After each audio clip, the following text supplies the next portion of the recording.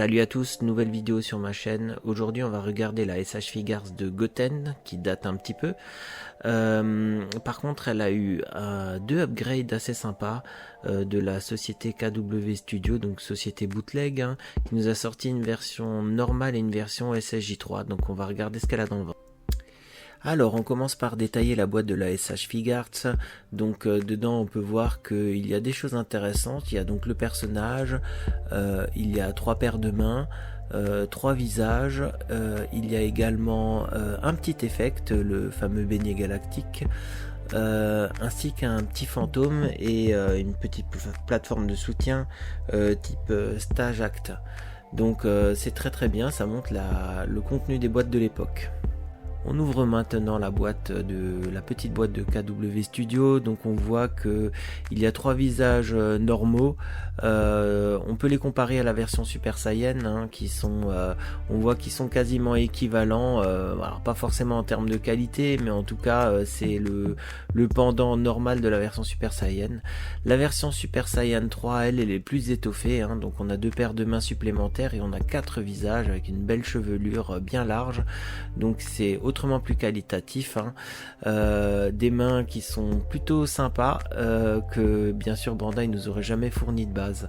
On va regarder de l'ensemble des visages mis côte à côte. On voit vraiment qu'on peut faire différentes poses grâce à ces différents visages. Donc voici sur une inclinaison différente. Donc on a quand même un contenu qui est bien fourni maintenant avec grâce à KW Studio. On va commencer donc à faire quelques poses. Donc la première pose toute simple, un personnage sûr de soi, main en pose déploiement d'énergie ou en pose d'attente, avec le visage simple, tout ça, le visage basique on va dire. On va passer à une deuxième pose. La deuxième pose, elle, utilise le visage un petit peu arrogant du personnage, qui est vraiment sympathique également. Alors, je trouve que les visages n'ont pas la qualité de la version Bandai, mais au moins il a le mérite d'exister, on peut faire quelque chose avec. On va passer au troisième visage qui moi me plaît moins. Donc le visage, on va dire un peu effrayé, étonné.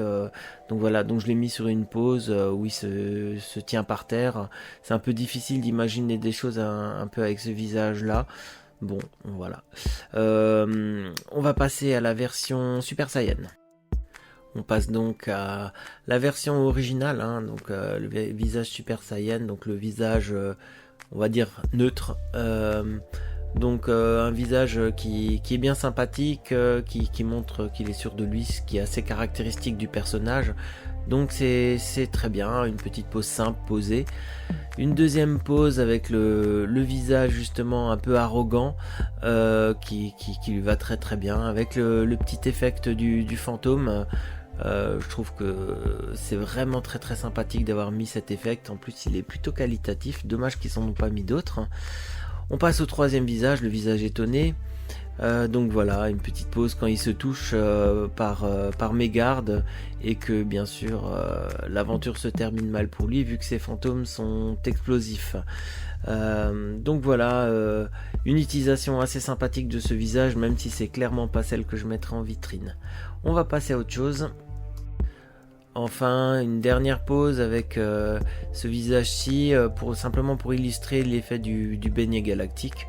Bon, c'est un effet un peu simpliste, mais qui est sympa. C'est vraiment bien de l'avoir fourni, et puis ça montre la richesse, encore une fois, des boîtes de l'époque qu'on voit de moins en moins malheureusement. On va passer à la version la plus cool de ce test, je trouve, la version Super Saiyan 3, donc dans une pose combative simplement, avec le visage qui regarde légèrement de côté, sûr de lui.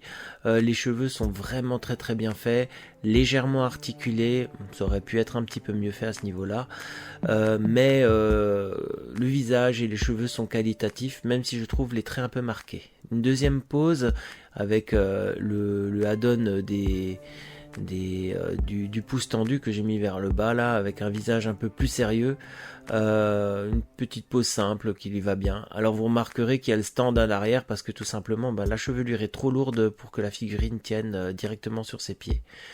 Troisième pose, on va imaginer qu'il lance le beignet galactique, donc c'est un petit peu l'effet que j'ai essayé de donner avec cette pose là. Donc on arrive à quelque chose de sympathique et je trouve vraiment que le rendu de la version Super Saiyan 3 est vraiment très très cool. Donc vraiment j'en suis content de cette acquisition. La classe est au rendez-vous et c'est ce qu'on attend vraiment de Gotenks, quoi. On passe à la suite. Encore une petite pause qui illustre le visage un petit peu étonné, ce qui est toujours un peu plus dur à mettre en œuvre. Donc là, c'est le fantôme qui se rapproche de lui, mais bon, il va pas se faire avoir deux fois. Donc il est en méfiance. Donc voilà, petite pause sympathique pour illustrer ce visage, qui sera certainement pas le plus utilisé. Enfin, dernière petite pause très sympa parce qu'elle illustre une des paires de mains qui est fournie avec la boîte que Bandai nous fournira jamais, le beau doigt d'honneur. Ça renforce le côté petit garnement de Gotenks qu'on lui affectionne bien, donc c'est très très sympa. On va pouvoir passer à la conclusion. Alors, le bilan de cette figurine, comme d'habitude, du positif, du négatif. On va d'abord parler de la SH Figuarts officielle. Donc, en positif, on peut dire que le rendu est sympa, qu'il y a de nombreux effets fournis, plus un stand. Ça permet de faire quand même beaucoup de poses.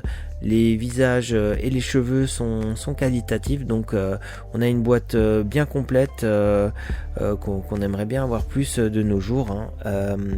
Concernant le négatif, il manque un visage un peu action, un peu énervé, je trouve.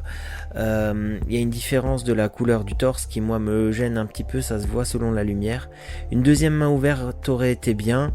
Il n'y a pas la même souplesse articulaire que les figurines d'aujourd'hui et bien sûr pas de version normale ou Super Saiyan 3.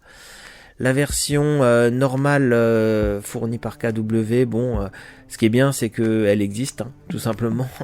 Ce qui est un peu moins bien, c'est que la qualité est quand même très médiocre. Et en plus ils ont fait le choix de recopier la version Super Saiyan, ils auraient pu un petit peu innover, c'est dommage. Concernant la suite, la version Super Saiyan 3, il y a clairement une belle qualité. Un très très beau rendu, il a la classe vraiment méchamment avec, la chevelure est bien sculptée, légèrement articulée, l'ajout du doigt d'honneur et du pouce levé c'est un vrai plus je trouve, vraiment il claque je trouve. Concernant le moins, c'est le prix abusé pour ces bonus là et la stabilité de la figurine, impossible de faire tenir debout sans stand. Concernant la notation, je dirais que la version Super Saiyan simple, elle est à 15, avec la normale, elle passe à 16, et la Super Saiyan 3, elle passe à 18. On a enfin du complet. Voilà, j'espère que cette review vous aura plu. Je vous dis à bientôt, et à la prochaine les amis.